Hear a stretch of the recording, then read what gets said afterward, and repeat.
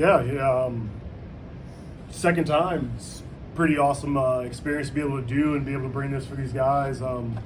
This first press conference for me, I wanted to bring in all of our seniors. We're graduating 10 guys, and we just started our program, so I wanted to honor them because, this is impossible without them, especially in the situation we're in now in collegiate sports where you see a program who is just a Final Four team getting cut. I don't think I could ever in my life look these guys in the eyes and have that conversation. So to be able to be here twice as a young program, still pups in the game, is inspirational. It's inspiring. It's prideful for our town, our community, our university, our conference. We're putting ourselves on the map, and we're just going to continue to do that the best way we can. Great. We'll open up for questions. We have a microphone we can pass around. Just identify yourself and who you're with. Vinny Lipson off the block. Coach, obviously, I'd be remiss if I didn't ask you about some of the news in men's volleyball, but also want to make sure to focus on you guys first in the match at hand. So, talking about your team coming back, what do you feel has been the biggest improvement you've seen from your guys, your players, from this time last year? Understanding they belong. I think last year they were still in the stance of we're the newcomers, we've never experienced this, we haven't done it. But I think now it's kind of what we talked about a couple weeks ago when we talked in our interview was the culture is setting. And it starts with the work they've put in for us. So that's for sure where I would go with it on that. And then for the players, again, an opportunity to play a team that you faced earlier this season. What for you jumps out when you played them and just watching the footage that could be a challenge for you all tomorrow? A challenge? Well, I will say there is a height difference, but even with that being said, like our coach always teaches us that we're always going to compete aggressively. So even though that we may not be as tall as the people that we're competing against, we can still get up just as high as them. We can still compete at a certain level that they will have to be mindful of. So with that being said, I'll say that we have to be mindful of that, and then also serving pressure from the end line. And Jackson and Charles, just to kind of follow up on that, Coach Rather was talking about how this time it's a feeling that you all belong and that you're here. How important is that for you all going into this match? Not just happy to be here, but wanting to make some noise. So I think for me and this program, knowing that we played them earlier in the year and having a chance to play them again, we see where they're capable of and we kind of see where we match up. And now it's like, okay, we played you guys before, now we've prepared, now we've put in the extra time, now we put in the extra effort to know and how to regulate the game. And now it's just like, okay, I already seen what you can do. Now I'm going to show you what I can do, especially now at the end of the season, right, where everybody's at their top performance, at their peak performance. So it's that we have a sense of confidence now that, you know what I'm saying, all right, it's game time, it's time to go. So it's nothing that to be challenged of, right? It's something to be excited about, something to feel exhilarated about, like we get to play Long Beach again and we finally get to show the world what we have for real this time. Picking up off of that, I think it's more of how long were we off? About 2 weeks. 2 weeks? Yeah, we had about 2 weeks to prepare. I think which was longer than most teams at this tournament. So I think that helped us a lot. Those 2 weeks we practiced a lot, looking at scheme wise on what we're gonna do, and just studying film and breaking down the game piece by piece. And I think that's gonna help us a lot tomorrow. All right, got a follow up on that then. 2 weeks of practicing. How sick are you guys going up against each other? How much do you want to play in a phone game? It's been getting old. But I mean, in our gym, every day is a new day when we practice against each other. So new stuff happens. So there's always excitement there. Don't let them lie. They get after each other. Yeah. There's always some chirping. Coach, I do want to ask you. You have some great servers on this team. Your college days, you were a great server. Not sure you have a player, though, who can serve at 84 miles an hour.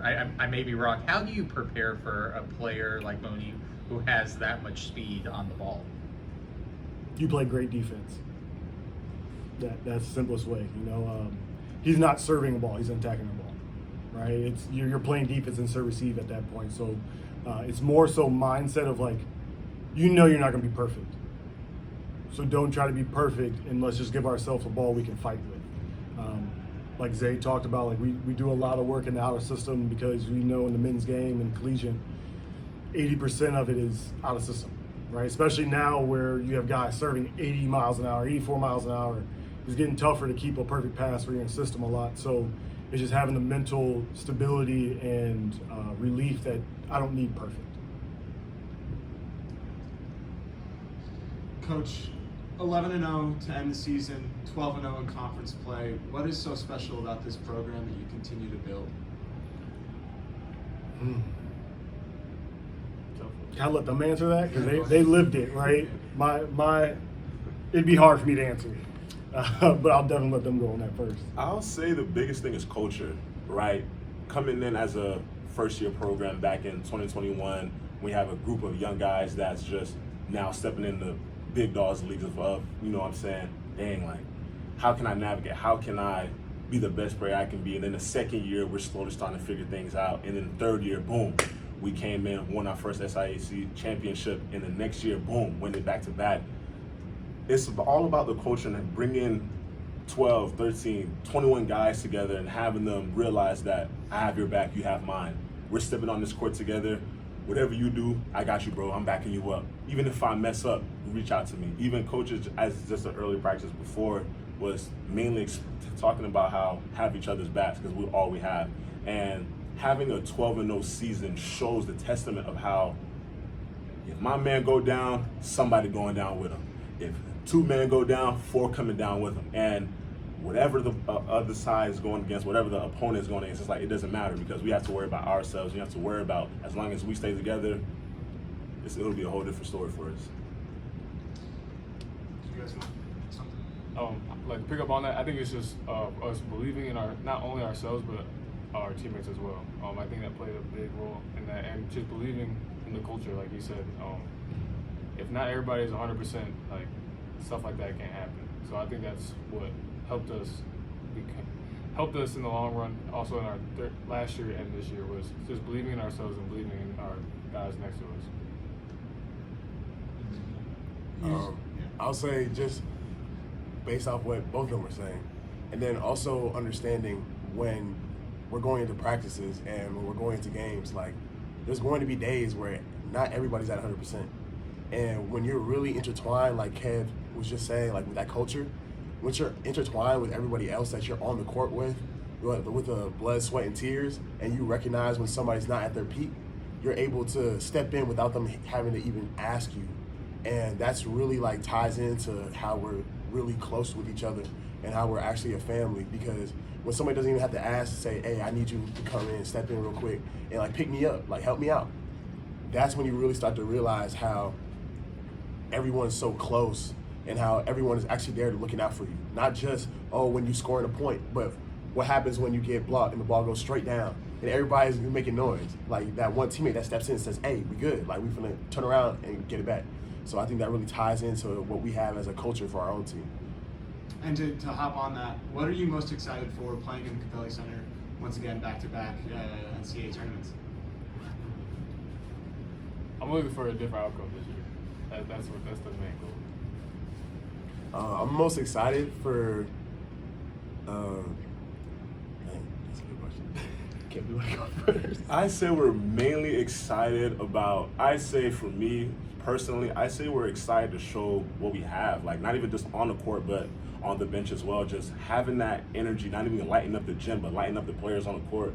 I remember Nikolov was doing an interview about, for Valley State bench, I've never seen them cheer or never seen them do these kind of chants. And having an international player come into a gym and seeing a program express themselves way beyond measures, like, wow, like that's something sometimes you can't even recreate. That's something that, you know what I'm saying, people just come to the game just to see us shout and cheer, just give it all we have. And seeing that firsthand, especially when we was in Reno, and you know what I'm saying, I could tell you how many people came up to us like, I love you guys' energy, I love how you guys just came together. And it's just that if we can expand just in that area alone, like look how much further can we be as a team, as a program, and even as just a nation with this sport. So I think that's the main thing I'm mainly excited for. Mm-hmm. Yes. Off of what he just said. literally, this is us putting our own little imprint into the growth of volleyball in our own way. So that's what I'm excited for. Just to follow up on that, kind of looking at the big picture and what this program means, how important is it that, Coach, that you create a culture where your players can do that and that they don't feel like, oh, I have to, act like other people? You can be your authentic selves on the court and what you represent. Ooh, yeah. I mean, that's my vision when I started this program. And I'm pretty sure I said it to every single one of these guys when I recruited them, because for us as black men in this sport, more times than not, you're wearing a mask, right? You're not always able to be authentically you because you'll get deemed whatever stereotype, right? And I know as a player what that feels like. So when I started building this culture and I wanted to have a home of competitors, but also a group of competitors who can be themselves. And we talk about in our gym where it's like, I want you to be you, right? Like, be your style in my system. That's all I care about. Make the system happen. If you gotta clap your hands twice and then jump to hit a ball, I don't care. If that makes you happy and that's what brings you to where you need to be, great. That's who you are as a person. We're individuals for a reason. So it's just allowing these guys to have a safe space where they can grow and develop in that.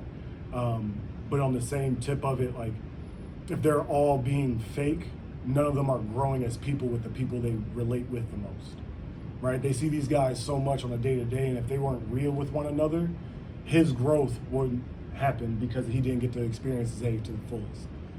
We all may look similar, but we all still have different walks of life. We have some guys from the Caribbean, we have some guys from the States, some guys from the West, from the East, from the Midwest.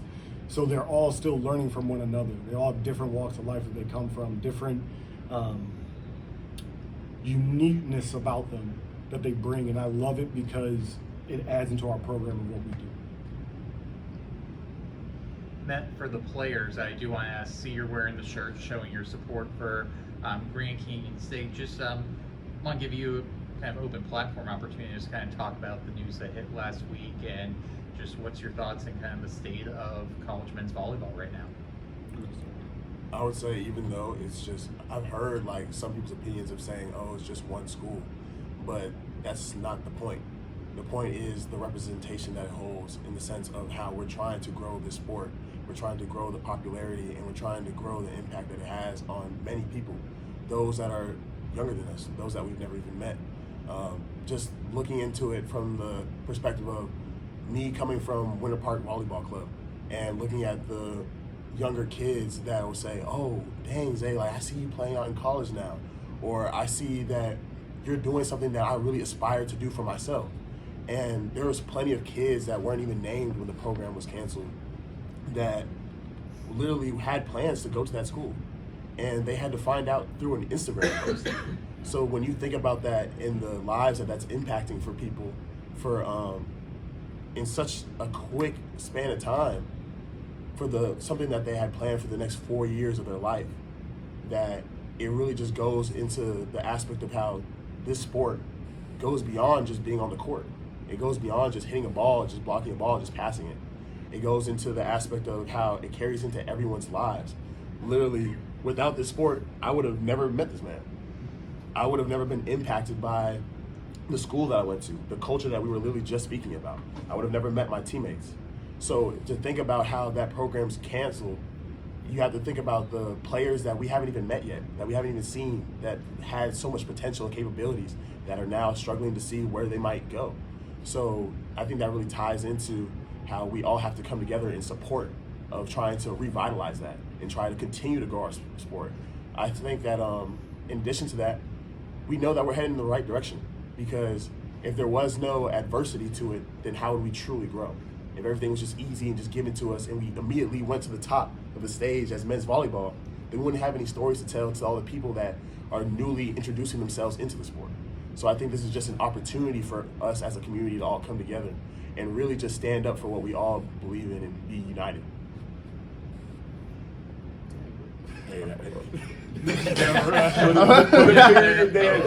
Just let that marinate. Just let it marinate. Coach, I do want to ask you also, talking about the support, For your program, particularly as an HBCU, what can the college men's volleyball community do to continue to support you and the SIAC?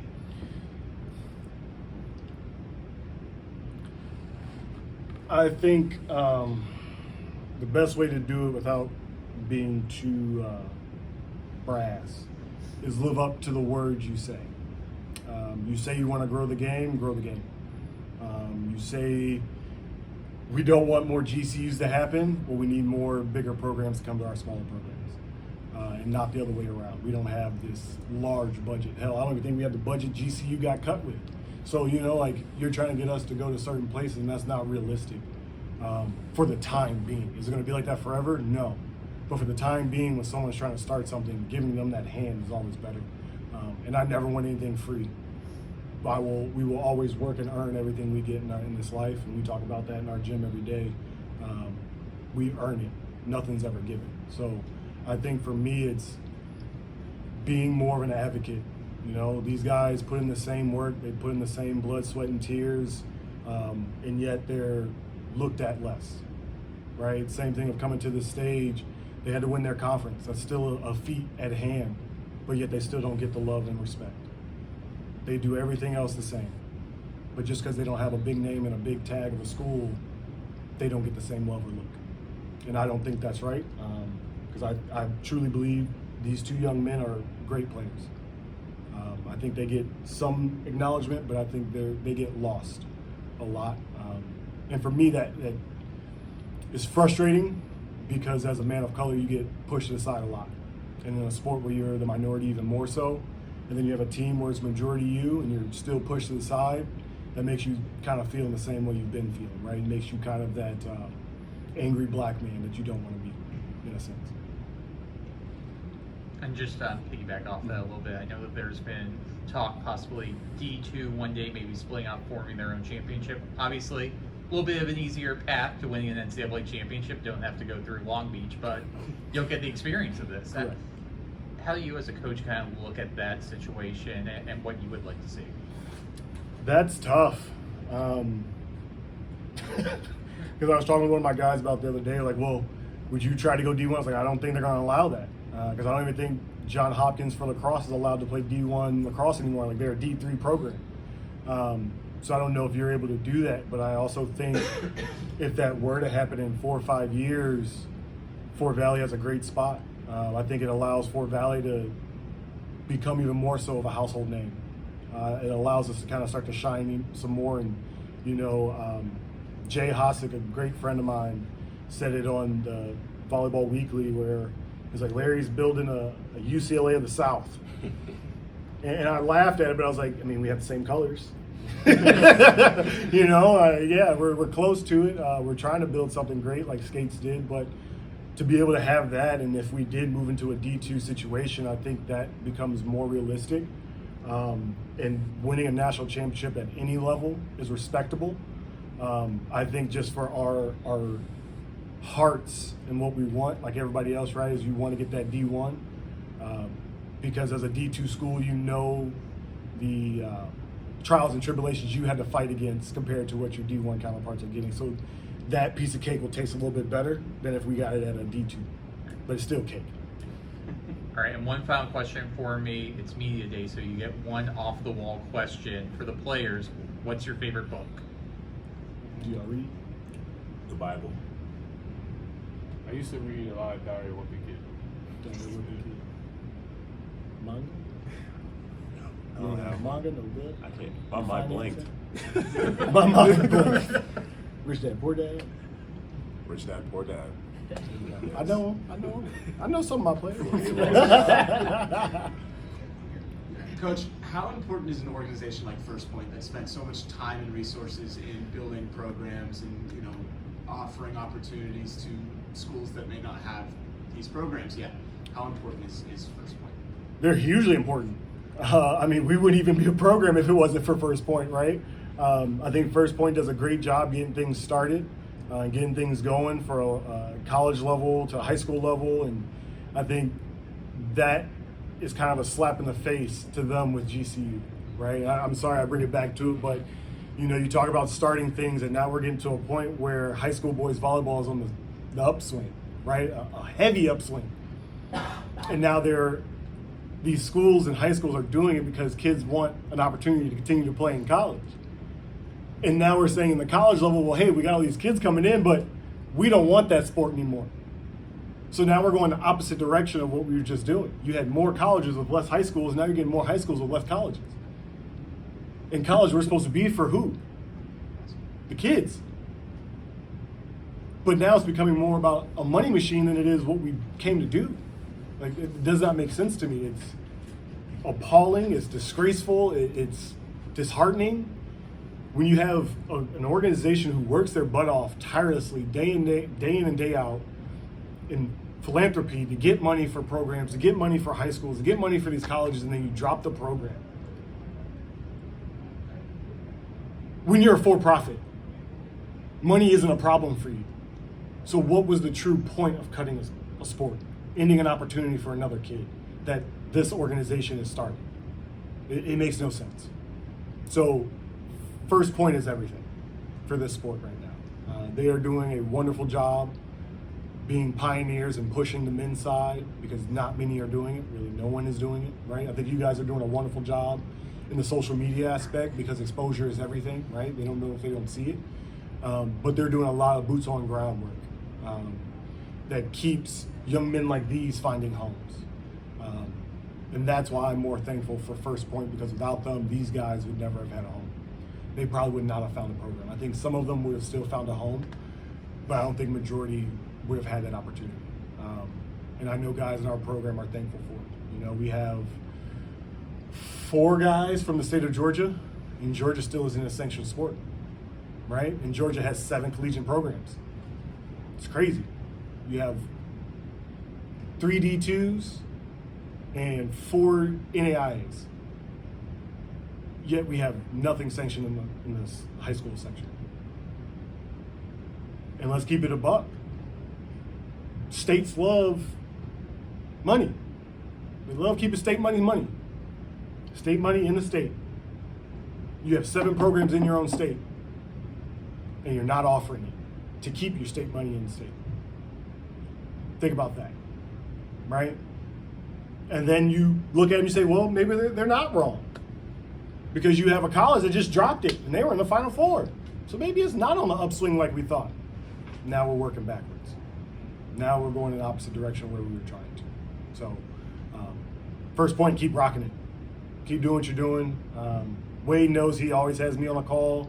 If he needs me, I'm there for any moment, any way I can help and be a hand. So, support First Point for sure, especially with what's going on nowadays. Go to First Point, volleyball, donate. If you can't donate, share. You know, not everybody has the pockets of others, but you may know someone who does. And they may be a connection away from helping and being that next GCU from happening.